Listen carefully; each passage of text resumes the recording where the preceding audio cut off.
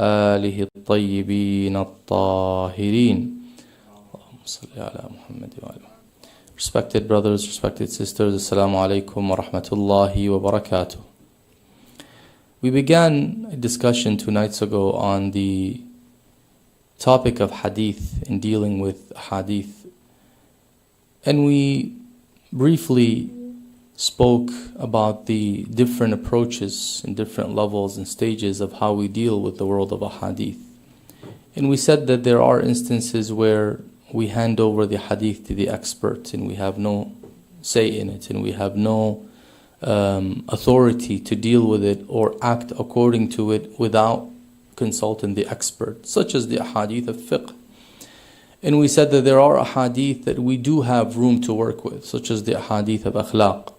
But there were conditions to dealing with these hadith. Now, we didn't speak in detail about these conditions. We went over the general parameters. The content must not be in violation of the standards and principles of the Quran and the established Sunnah. Now, for someone to be able to absorb this or to have this general idea of the parameters so that they can gauge by these parameters whether this hadith has a content that is aligned with Sharia, aligned with the Quran and the Sunnah, they need to have a general understanding of the Sharia. Which means a person cannot just come from zero to a book of ahadith that just talks about akhlaq and is capable of judging whether they are aligned with the general principles of Islam or not without having that general understanding. It would be unfair.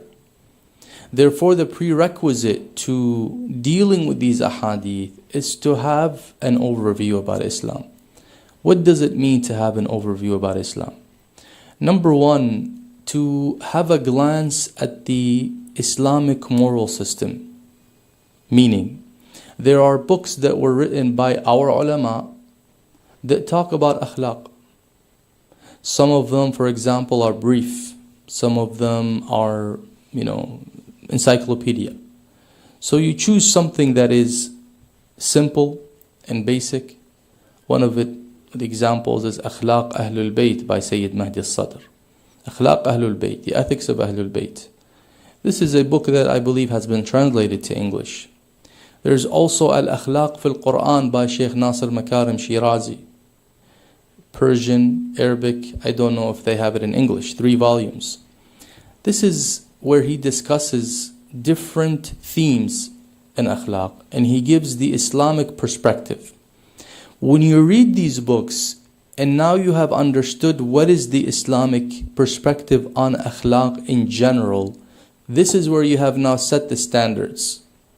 And now you can gauge when you run by a hadith, by a maxim, to see whether it aligns with these principles or it doesn't align with them.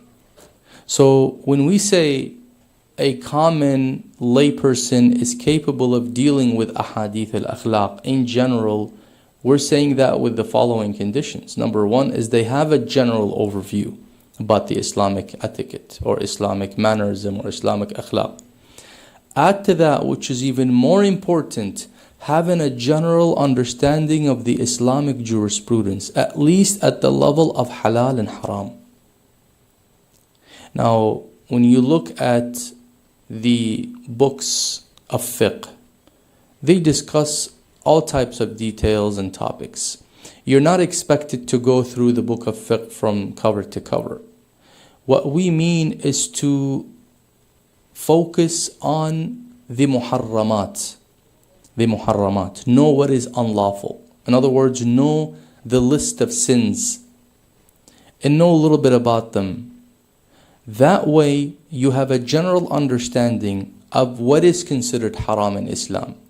So when you come across a hadith that mentions a certain behavior, if it condemns it and it discourages it, you may think that it's saying it's haram.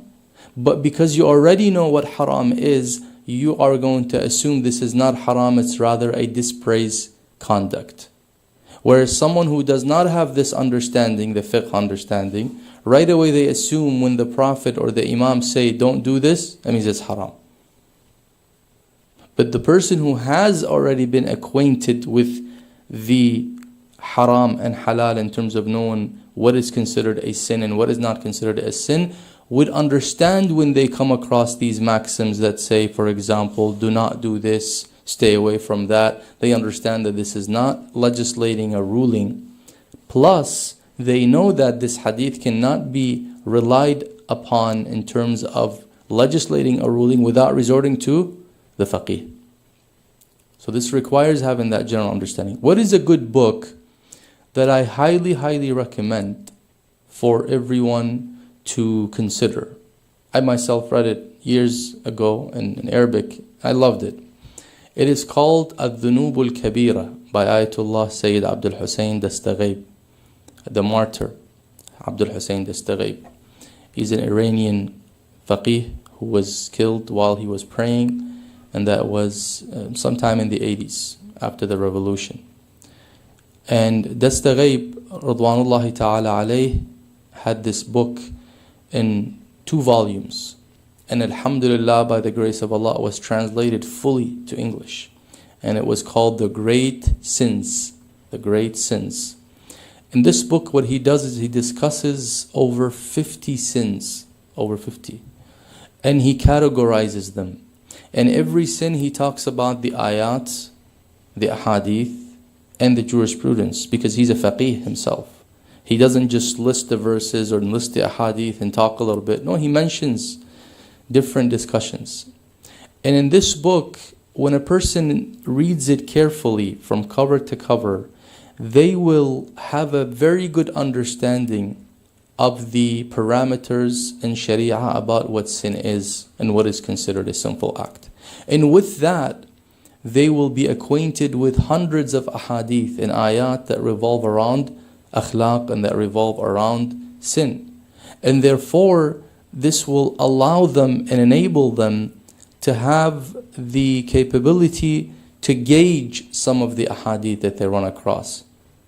Basically, that would be like a way to match it and compare it against the ahadith and the ayat and the principles that are set in Kitab al-Sayyid Abdul Hussein Dastaghaib Al-Dhunub al-Kabira.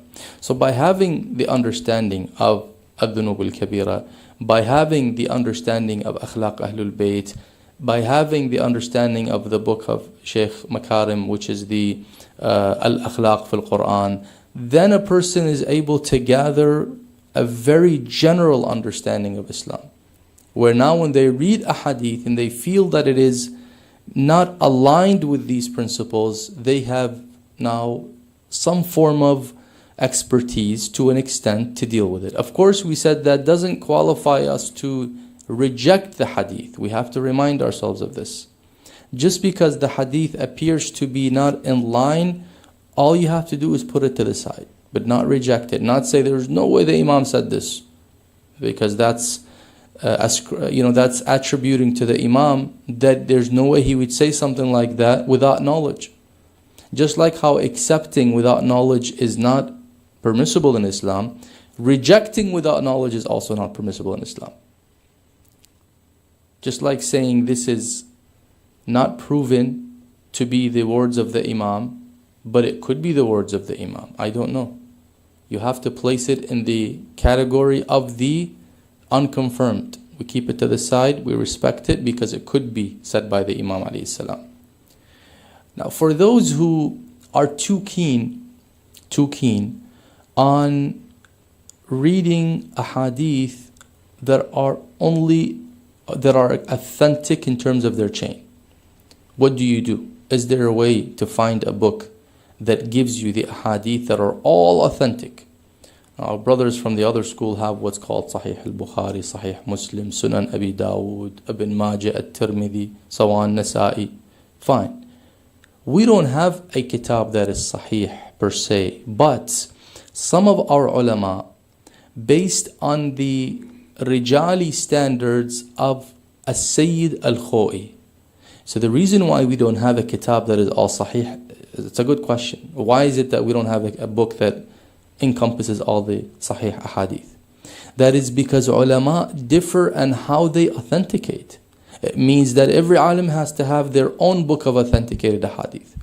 But there is a general method that is in general accepted in the seminaries, which is the method of Sayyid al-Khoi rahmatullah alayhi, as he was a very highly learned scholar, especially with respect to the rijal and the hadith and so on and so forth. He's a great faqih. According to his standards, some ulama came and took Bihar al-Anwar. And what they did is they used the principles of Sayyid al-Khoi, and they took out from Bihar only that which can be considered authentic in terms of the chain. And they put it in a book, and it was called Mashra'atul Bihar by late Ayatollah al-Shaykh Asif Muhsini. He is a Afghani faqih, one of the students of Sayyid al-Khoi. Highly, highly respected. And he just died several years back from Kabul, Asif Muhsini. Asif Muhsini wrote Mashra'atul Bihar.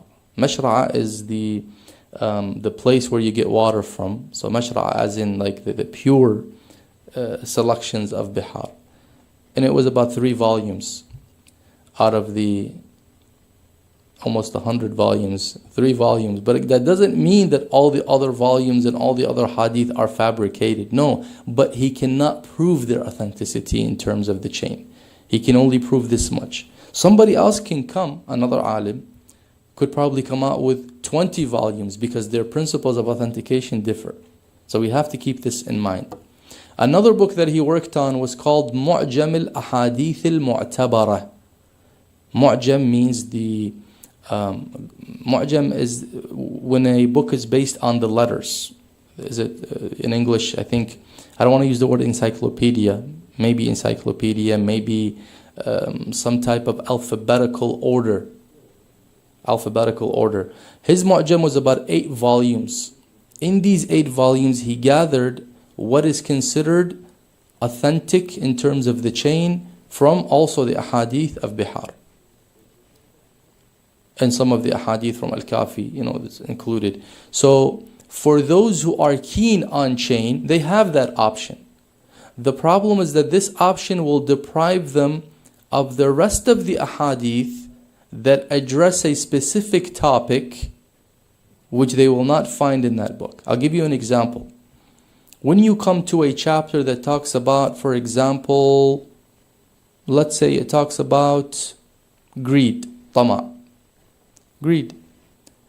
When you come to Al-Bihar, you'll find that there is a lot of categories under greed. For example, a hadith that talk about the effects of greed, hadith that talks about the root causes of greed, hadith talk about how to resolve and deal with greed. But then when you come and you place this on the scale of authentication, what will end up happening is you're going to lose a lot of these hadith. So now you're going to have a lot of missing pieces if you're just looking at the authentic. The authentic version is going to say some of the effects of greed, 2 of the causes of greed, and that's it. These are the only authentic ahadith. So now it's going to lead you to have a incomplete perspective, as opposed to going to the original book that has the entire perspective. And this is why some of our ulama were not happy with the work of Shaykh Asif Muhsini. Why? They said, how can he do that?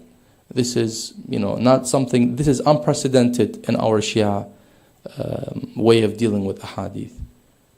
Because a person would come assuming that, okay, these are authentic, the rest are just not authentic, let's leave them.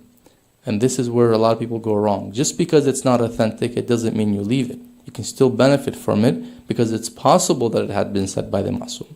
The problem is you cannot attribute it and ascribe it with certainty to the Ma'soom without verifying. So now, Hadith al-Akhlaq in general I would say are the easiest to deal with, because we have the sources of Akhlaq, the books of Akhlaq that we can read that can help us understand these ahadith. And at the same time, there is something that is important that we have to keep in mind. Allah subhanahu wa ta'ala has enabled in us the pure and innate fitrah. And this fitrah is able to sense good and is able to sense evil. So not only you have the ayat and riwayat that you're looking at to get an understanding, your fitrah is also a gauge. When you come across a hadith that you feel is absolutely far away from the fitrah, the behavior that is in it, for example, seems to be contrary to the pure and innate fitrah that calls for this action or that action, this behavior or that behavior. So in general, when we look at these ahadith that talk about akhlaq, when we ponder over them, when we compare them against what we already know from the Quran, from the established ahadith, then we have a good idea or a general understanding of whether we act according to these ahadith or put them to the side. I don't say reject, again, because our understanding could be the problem. And when we accept these ahadith, alaykum salam, when we accept these ahadith, we have to keep in mind a couple of points. Point number one, we cannot ascribe them to the infallible with a definite ascription. We can't say the Prophet said. Even though the content is correct and it matches the Quran, we say it is reported. Perhaps the Prophet said. We leave it at that. And the second point is that if it entails a unlawful act, meaning you need to, if it entails saying that something is haram, basically, and it entails a new legislation. See, some ahadith, they confirm a legislation that has already been set. For example, khamr is haram. Is there a dispute on this? No, it's clear. Quran clearly mentions it. Our hadith mention it. So if a hadith that is not authentic in terms of the chain says that khamr is haram, can we say, oh, well, we can't act according to that hadith because the hadith is inauthentic and we have to go to the faqih? No, because this hadith has already, the ruling and the content has already been established somewhere else. So therefore we won't hesitate acting according to that hadith. The problem is when we run across a hadith that legislates something new which has not been already established in the Quran and the rest of the hadith and the words of our fuqaha. This is where it's dangerous. You can't say, okay, I saw this in the book and I'm going to consider this to be a new legislation, meaning some act that has not been regarded by the fuqaha as haram, I'm going to consider it as haram and preach it as haram because I found this hadith somewhere that says some act is haram.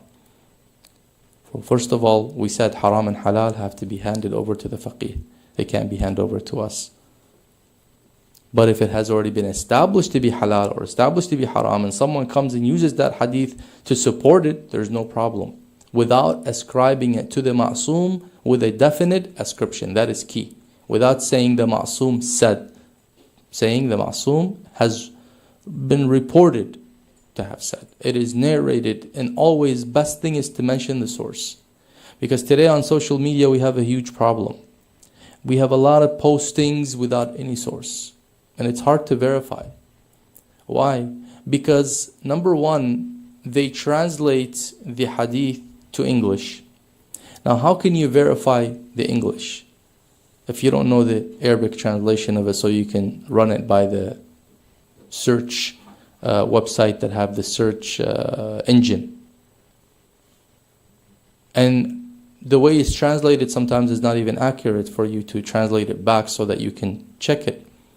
And a lot of times some people look for maxims that are attributed to the Imam alayhi salam, the Commander of the Faithful, which in essence are not even by the Imam. They're by philosophers here and there, or people who are known to write different maxims. The way we know, the reason why we say that is because when we compare some of these maxims to what we have no source of them. Nothing in Nahjul Balagha, nothing in Al-Kafi, nothing in Ghurar al-Hakam. So where did these people bring these maxims from? Hence it is important to verify. Verify before attributing. If you're not in the case where you are going to convey it to someone, relate it to someone, You're not going to establish something new from it. I mean, there's no harm, but you can't post it in the name of Ali ibn Abi Talib without verifying it. This is where it becomes a problem. Because most people, when they see it says, said by Imam Ali, they assume that you are definitely ascribing this hadith to the commander of the faithful. Hence, well, we don't know, then we don't know. So what do? We look for the right source. Especially when we have sources. I'll name a few right now that are generally good sources for the ahadith that give us wisdom and akhlaq and way of life.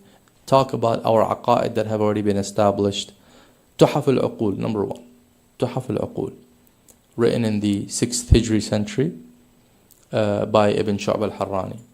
And it's translated to English, where he chooses a selection of every ma'soom and he places it there. Selection of maxims, words here and there. This is Tuhaf al-Uqul. Then you have Ghurar al-Hikam. By far, Ghurar al-Hikam, I want to say it's my favorite because it is short maxims to the point and in all types of subjects and themes. In fact, in English, the translation to English has been put in a thematic order. It's available on al-islam.org, where it starts with the first letter, alif, ba, ta, but of course, by translating it to English, it takes a different order. And this is where, for example, you go parents, click parents, show you all the short maxims that talk about parents. Children, all the short maxims that talk about children. Business transactions, buying, selling, the etiquettes, of course, not the ahkam. For example, brotherhood, dealing with salah, khushu', different themes. And when you look at these maxims, they're short, they're to the point, and they are in a book that is generally reliable in the sense that it was written by a great scholar, by Al-Amudi Tamimi. But that doesn't mean that every single maxim is truly the maxim of Imam al-Mu'minin. But we can benefit from it because it inspires wisdom in us. When we quote it, we say it is reported in Ghurar al-Hikam. When we want to act according to it, we know that it's a piece of wisdom that does not entail violation of any hukm. It doesn't entail a violation of hukm. For example, when you come across this maxim that says, if you want to really, for example, work on yourself and kind of embellish the self with embellish the self with akhlaq, is you need to look at the behavior of others. Whatever you see in them that is negative, use it as a mirror for you. Do I have that same negative behavior? So if I realize that somebody, for example, is acting in a negative way, before I even try to criticize that person and think bad of them, I ask myself, do I have that characteristic? So now when the Imam tells us a maxim that like this maxim is indeed in line with the teachings of Islam. In fact, it's in line with the fitrah. It's good to learn and keep others as a mirror for you. Or if a hadith says that, for example, treat people the same way you want them to treat you. This is also fitri, like innately we understand this, that we would like to be treated in a nice way, therefore it's fair that we treat others the same way we want to be treated. So all these types of maxims and pieces of wisdom, they're not really adding new information. Their major purpose is to stimulate our fitrah, to bring out the hidden gems within us. And that's what we have to keep in mind. The difference between establishing a new concept, establishing a new ruling, establishing a new aqidah. These, of course, require the expertise. But when it's stimulating your fitrah, when it's stimulating your goodness, then of course, this doesn't require resorting to the faqih. This is where you can really read it, be inspired by it, and if you choose to share it, you share it by saying it has been reported, attributed to the commander of the faithful, according to Ghurar al-Hikam. By the way, Ghurar al-Hikam is about 11,000 maxims. So that's a lot of maxims. Alaykum as-salam. Imagine if somebody's able to go through that book throughout a year, 11,000 maxims. how much wisdom they will have gained, and how it will change their perspective of life and their understanding. Because the Commander of the Faithful, not only he just gives us pieces of advice here and there, he gives us general principles of dealing with life, general principles of how to live a good life, and these wisdoms and these pieces of wisdom. Especially the thematic order, where you're able to go to a specific theme if you don't want to read the whole book. Specific theme, you want to say, what is the wisdom that is attributed to the Commander of the Faithful in this regard? Let me see what Ali has to say, alayhi salam, about this matter. And usually you also sense when you read these maxims that they are not far-fetched being said by the Commander of the Faithful. Why? Because of the eloquence on one side, the power of the wisdom. There's a statement attributed to one of the Ma'sumin. He says, our kalam has a special flavor to it, where a person who's read the ahadith and has been acquainted with the ahadith, they develop this sense of taste, spiritual taste, where they're able to say, oh, these words sound like the words of Amir al-Mu'mineen. Similarly to a poet who is expert in poetry and has read for multiple different poets, when someone reads for him a passage and they attribute it to a specific poet, they would come back and say, that doesn't sound like his words. Why? Because he's so acquainted with the words of that poet, he's able to compare. And likewise, when it comes to reading, the more we familiarize ourselves with the ahadith of Ahlul Bayt alayhim salam, the more we are able to become more acquainted with their flavor, with their taste, so that we can tell when the hadith sounds like it's not from them. Hadith sounds like it was said in a specific circumstance. Especially in what they call ma'arid, where sometimes the Ahlul Bayt would use tawriya in their ahadith. Tawriya. One of the Wahhabis once, alaykum salam wa rahmatullah, wrote a book, and a lot of the things in his book about Shia is he would go to a hadith in Al-Kafi, it's in our books, but he would cut it halfway. He'll take the part that serves his point and he would place it. The second half explains the first half, but he dismisses the second half. I'll give you an example. One day a man in one of the ahadith entered to sit with Imam Sadiq alayhi salam. And there was another man present who was supposedly an eye for the tyrant of the time. And when that happens, the Imam does what? Taqiyya. Hadith says that the person asked the Imam, this person, what do you think about Abu Bakr and Umar? So now the Imam is going to respond.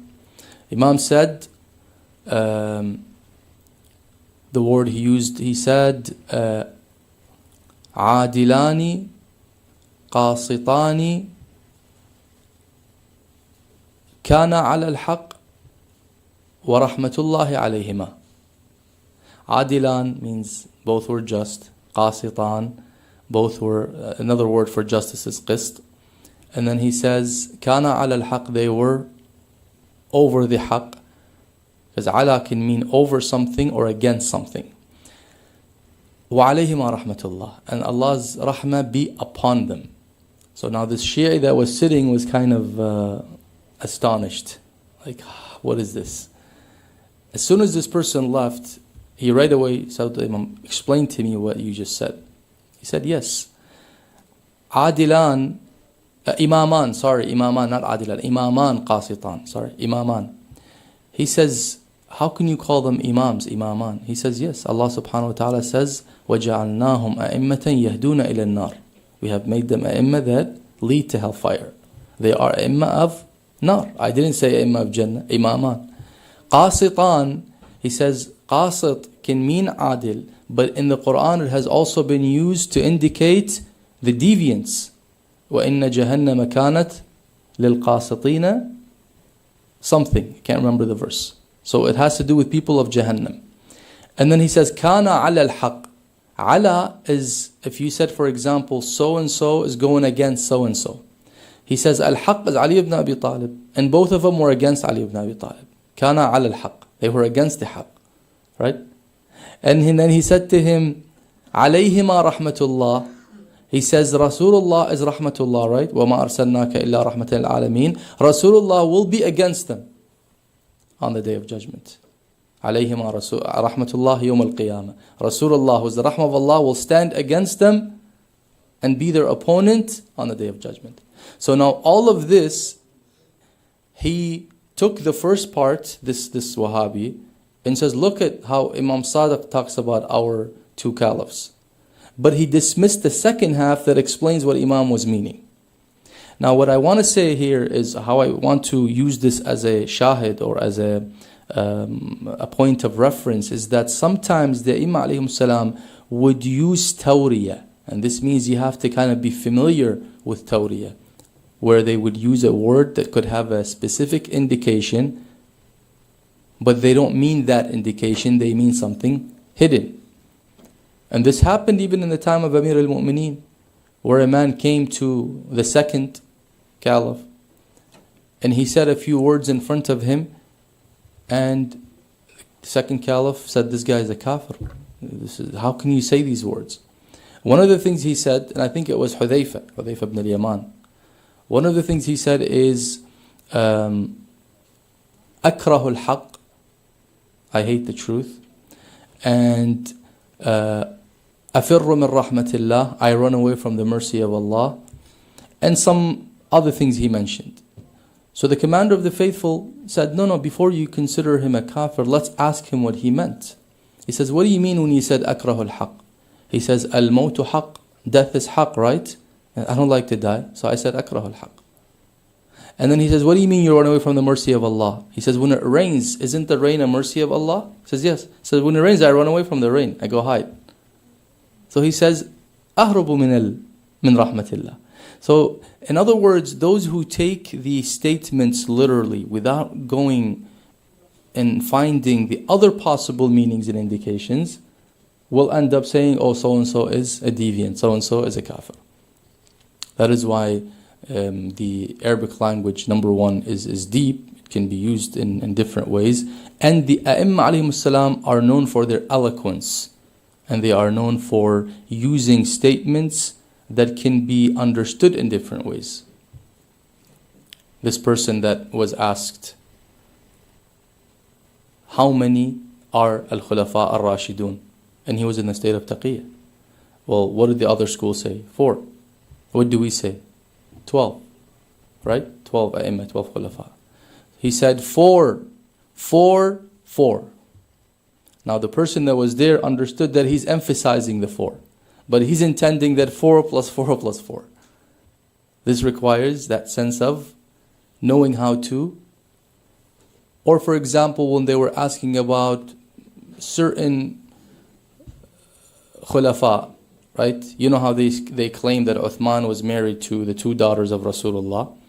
And there it's true to an extent. According to the ulama, they say that the 2 daughters were the daughters of Rasulullah, Zainab and Ruqayya, or Zainab and Kulthum. Can't recall which 2 of them were married to Uthman. One married him, she died, and then he married her sister. And anyhow, so when they want to refer to him, they refer to him as Dun Nurayn, or they refer to him as Sihr Rasulullah, the son of Allah, right? So now when a Shi'i is asked and they want to praise the commander of the faithful, but this other person wants to hear something about Uthman, they'll say the son-in-law. Now they're intending which son-in-law? The commander of the faithful. The other person is hearing and thinking which son-in-law is looking at Uthman. So these are again all instances of how one can direct the words and statements. And this is where the Imam alayhim salam and multiple hadith have says, you will not be reaching the level of deep understanding in our hadith until you know how we use our words. He said, the Imam says that in each word and statement that we make, we have a way out. We have a way out. Don't assume that when you hear the word or you hear a statement that this is it. This is the final and definite meaning and indication. I'll leave it at that, inshallah. Alhamdulillahi Rabbil Alameen. Wa sallallahu ala Sayyidina Muhammad wa ala alihi al-tayyibin al-tahirin.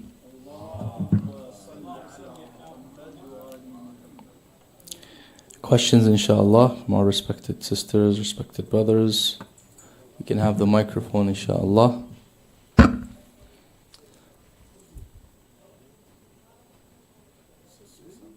Sisters, if you have a question, then we have the microphone coming, inshallah. But I can hear you. If you go ahead, I'll repeat your question. Oh, you have it? Okay.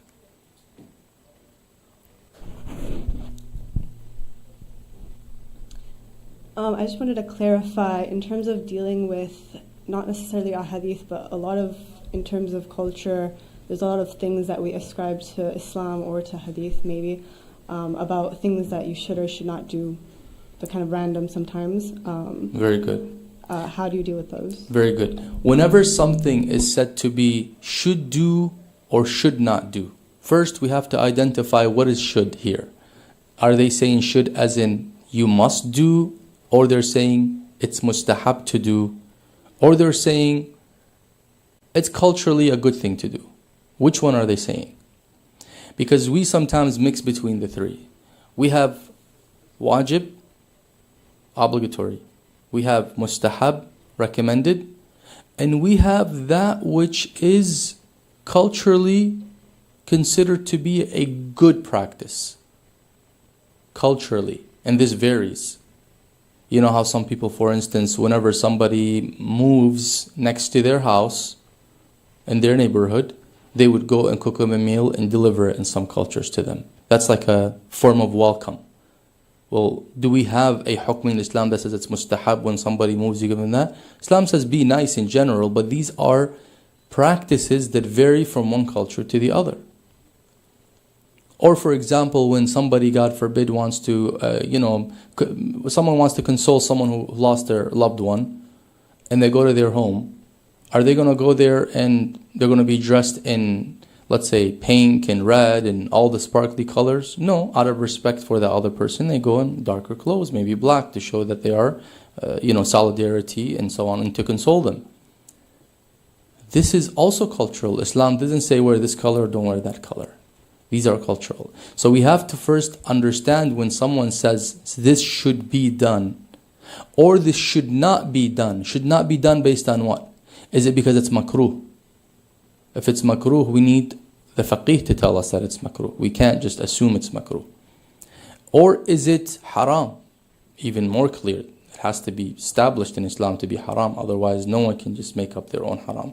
But if it says no, it's just not accepted in our culture, then okay, that remains a cultural thing. We can't ascribe it to religion. So as soon as we hear something like, oh, you can't do this. Oh, this should not be done. Every culture has these taboos or what do you call them? Do's and don'ts. And oftentimes these do's and don'ts have nothing to do with the Sharia per se. So what do? We have to inquire. That's why we have maraja. We say, we have our maraja. Is this an Islamic do or an Islamic don't? They say no, it's not. For example, in the subcontinent, the Indian subcontinent, right? Or in the, the Pakistan, India, okay? In Iraq, we also have it to an extent in the Middle East, but there it's even more.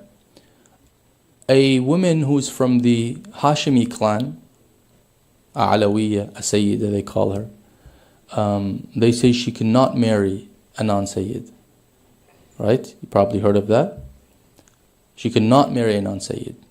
And in fact, some of them, it can create huge problems. I remember it, my own family, and years ago, alhamdulillah, this has now faded away. There were people in that mindset. They would not allow the marriage of Alawiyya from the Hashimi clan to a non-Sayyid.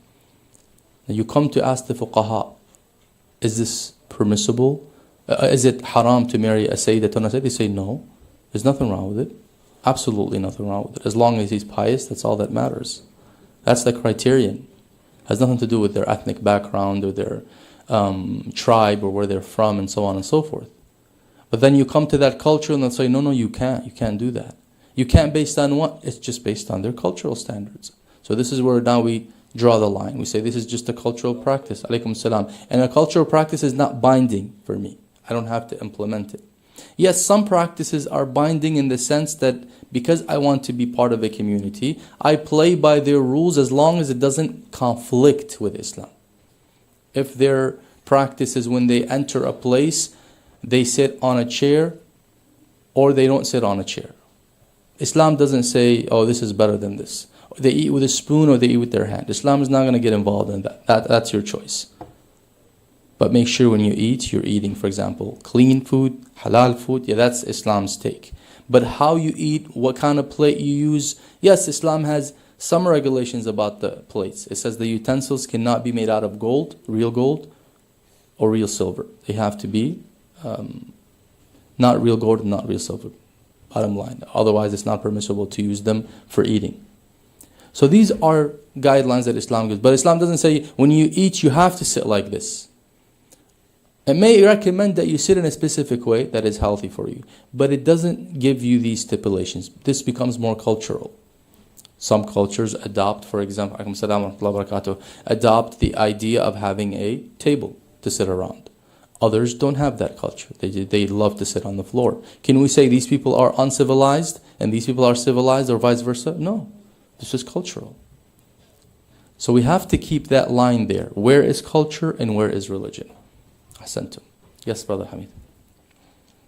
Assalamu alaikum. Alaykum assalam wa rahmatullahi wa barakatuh. In terms of just the history of hadith, then when Prophet Muhammad died, if I understand correctly, the caliphs banned the hadith. In fact, they burned them, right? So for over 100 years or so, they prevented anybody from them. So in our sect, for Shia sect, we didn't have that problem. So how did our hadith kind of evolve in that time frame where from a governmental legal, quote unquote legal purpose, it wasn't allowed? Ahsant, very good point. Correct. According to history, the first caliph, the second caliph had a ban. And their justification was, we don't want hadith mixing up with the Quran. And that was absolutely unaccepted justification. Why? Because hadith and Quran are two different things. Quran has its very eloquent style. Hadith doesn't have that same level of eloquence. Anyhow. And they said, whoever is heard or known to have reported the hadith, it could be persecuted, brought to trial. So people started to fear. And then, as you mentioned, there's the burning of a hadith. This stayed all the way until the time of Umar ibn Abdul Aziz, the Umayyad Caliph, which is close to 95 years or 100, or 100 Hijrah, 95 Hijrah, close to that time. Now they claim that despite this ban, some people were still able to write something, like Ad-Daynuri in his book Al-Imama wa Siyasa. This was written in the first half of the century. So there were some people that kind of, you say, broke the law or did their own thing or did it and hid it. There were movements. As for the Ahlul Bayt alayhim salam, we have the commander of the faithful who had compiled the Quran with its interpretation. Now, with the interpretation of the Quran has a lot of hadith in it because it's from Rasulullah. So there you go, you have a source now. Then he has what's called As-Sahifa Al-Jami'ah, which is a book that talks about jurisprudence and the ahkam and all from the hadith of Rasulullah. Allamani Rasulullah al-fabab min al-ilm. Rasulullah has taught me 1,000 gates of knowledge, from every gate 1,000 gates open. All that was with Amir al-Mu'mineen. Who did he disclose it to? His son, Al-Hasan alayhi salam. Now Al-Hasan would share some of these things with whom? His companions. And then he gave it all to Al-Husayn alayhi salam. So you see, the knowledge and the legacy of Rasulullah has been transferred from one imam to the other, preserved and disseminated according to the circumstances of the time. But when you come to Imam al-Baqir and Imam al-Sadiq, huge freedom to disseminate. Hence, most of our hadith today, hadith of Rasulullah, are by whom? Baqir, Sadiq. قال الباقر قال الصادق قال الباقر قال الصادق. One of the reasons why As-Sadiq was known as Sadiq by the other madhahib is because thousands of muhaddithin would go to him in Masjid al-Nabawi and receive a hadith from him, from Rasulullah, and they called him Sadiq because everything he says is true, he doesn't lie. That's one of the reasons. So you find that Ahlul Bayt preserved the legacy. However, that doesn't mean that when Ahlul Bayt preserved it, that generations that came after also was able to preserve it in the same level. Why? Because they were groups who deviated from the path of Ahlul Bayt, such as Ghulat, those who exaggerate and give Ahlul Bayt divine attributes. Ghulat used to intend to take books, the original books, and the justification is, I want to make a copy of it. So you're a companion of the Imam, and you have a notebook. A Mughali comes and says, I need to borrow your book because I want to copy it. There was no copy machine. They have to write it with their hands or take it to someone with good handwriting.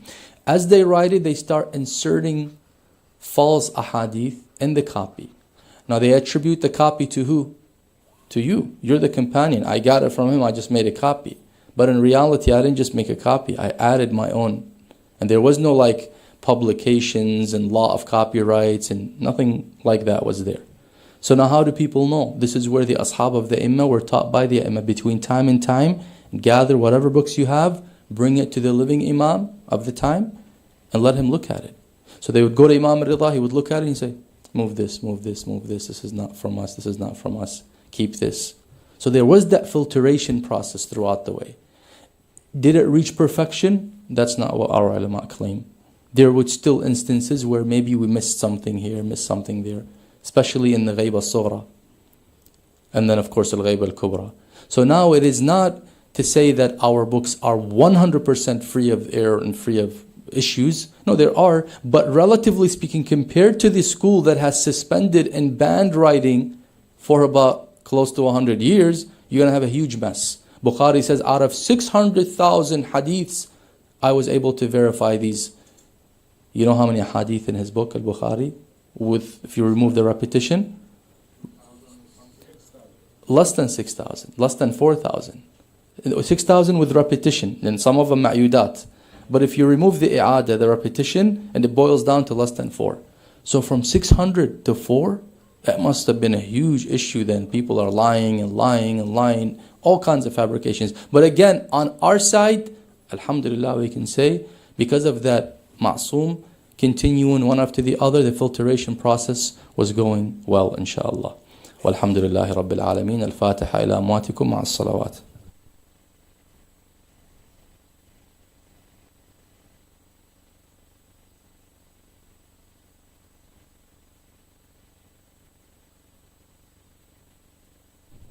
أعوذ بالله من الشيطان الرجيم بسم الله الرحمن الرحيم إن الله وملائكته يصلون على النبي يا أيها الذين آمنوا